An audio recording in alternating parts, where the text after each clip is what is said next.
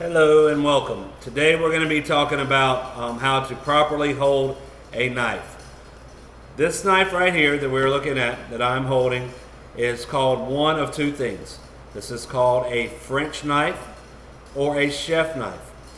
It's called a French knife because much of the culinary terminology and history comes from French cooking.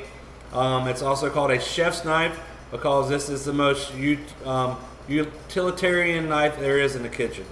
Typically the blade can be from 8 to 10 inches long. This is an 8-inch blade. Some can be longer. I've seen them as long as 12 inches. I prefer mine to be in this range right here. You've got the blade right here. This is the spine of the knife. This is the back. This is a not sharp point. You have the heel area of the knife. This is the point area, and this is typically called the tip. You have your handle. There are a number of different types of handles. This one happens to have this one plastic piece that goes from the bolster of the knife to the end of the knife. The bolster is the area where the knife and the blade come together, and the piece of the knife that goes into the blade, and there is a piece of the knife that goes into this blade, is called the tang. T-A-N-G. Now, there are a couple different things that you have to make sure that you are paying attention to when you are holding this knife. One is your grip. Typically, the way I like to grip a knife, if I'm right-handed, if you are left-handed, you will obviously be doing this with your left hand, but I would take my two fingers, try to pinch your thumb and your forefinger together. That's the way you want to hold the knife. But hold that right there on the blade itself. On the blade itself. Then you would take your other two fingers, 2 or 3, and you would grip them right behind. So when you're looking at this straight on, I've got my thumb on the blade right here. I've got my finger on the side of the blade right here, and I've got these 3 fingers curled up. That way I don't have them underneath the blade where they can get cut. I got them up above. This right here gives you control of the knife. You don't want to put your finger on the back. That's not good, even though that's a very typical thing that people like to do. Some people like to do this. They'll grab it on the back end, right here.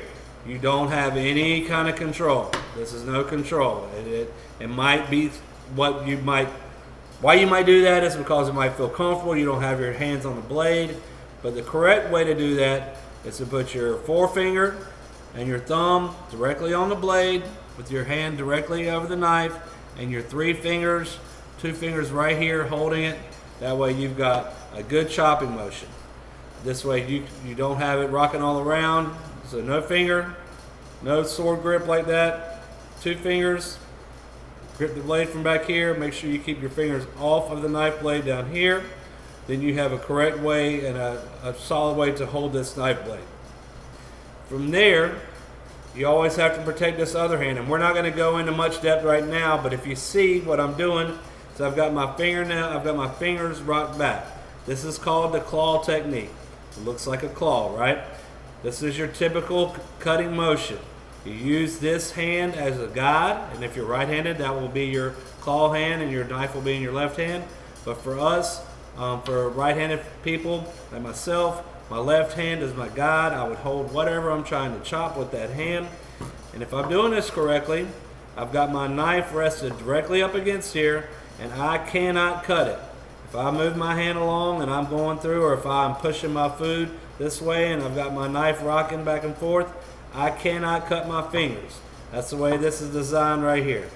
So you've got your grip with your right hand, or left if you're left-handed, and then you've got your claw with your opposite hand. This is a safe way to hold your knife.